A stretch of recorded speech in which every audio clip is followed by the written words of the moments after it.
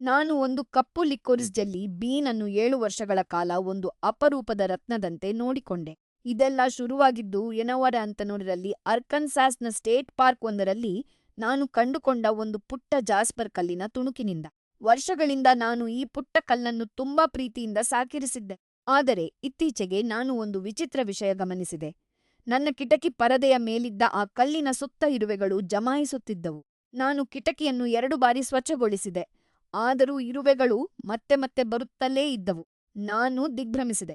ನನ್ನ ಕಲ್ಲು ಕೀಟಗಳಿಗೆ ಯಾಕೆ ಇಷ್ಟವಾಯಿತು ಎಂದು ಕೇಳಲು ನಾನು ರೆಡ್ಡಿಟ್ ಕೂಡ ಹೋದೆ. ಹೆಚ್ಚಿನ ಜನರಿಗೆ ಗೊಂದಲವಾಯಿತು, ಆದರೆ ಒಬ್ಬರು ಒಂದು ಪ್ರಮುಖ ಪ್ರಶ್ನೆ ಕೇಳಿದರು. ಅದು ನಿಜವಾಗಿಯೂ ಒಂದು ಸಕ್ಕರೆ ತುಣುಕು ಅಥವಾ ಒಣಗಿದ ಪ್ಲಮ್ ಆಗಿರಬಹುದೇ? ನನಗೆ ತುಂಬಾ ಬೇಜಾರಾಯಿತು. ಈ ಕಲ್ಲು ನನ್ನ ಬಳಿ 7 ವರ್ಷಗಳಿಂದ ಇದೆ ಮತ್ತು ಇದನ್ನು ವೃತ್ತಿಪರರ ಮೂಲಕ ಗುರುತಿಸಲಾಗಿದೆ ಎಂದು ನಾನು ಅವರಿಗೆ ಹೇಳಿದೆ.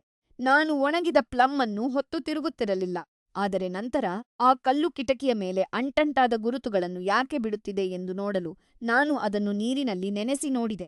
ಆಗಲೇ ನನ್ನ ಪ್ರಪಂಚವೇ ಉಲ್ಟಾ-ಪಲ್ಟಾ ಆಯಿತು. ಆ ಕಲ್ಲು ಮೆತ್ತೆಯಾಯಿತು. ನಾನು ಅದನ್ನು ತಿನ್ನಲು ಬಯಸಲಿಲ್ಲ, ಆದರೆ ಅದರ ವಾಸನೆ ನೋಡಿದೆ. ಅದು ಒಂದು ಕಪ್ಪು ಲಿಕೋರಿಸ್ ಜೆಲ್ಲಿ ಬೀನ್ ಆಗಿತ್ತು.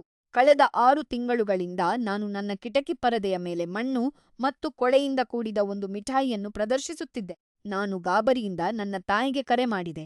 ಆಗ ಅವರು ಮನೆಯಲ್ಲಿ ನನ್ನ ಡೆಸ್ಕ್ ಮೇಲೆ ನಿಜವಾದ ಜಾಸ್ಪರ್ ಕಲ್ಲನ್ನು ಕಂಡುಕೊಂಡರು. ಮನೆ ಬದಲಾಯಿಸುವಾಗ ನಾನು ತಪ್ಪಾಗಿ ಇನ್ನೊಂದನ್ನು ತೆಗೆದುಕೊಂಡಿದ್ದೆ.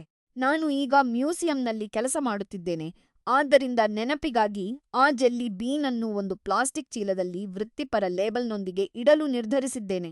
ಇನ್ನು ಮುಂದೆ ನಾನು ನನ್ನ ಎಲ್ಲಾ ಕಲ್ಲುಗಳನ್ನು ತೊಳೆದು ಬಳಸುತ್ತೇನೆ.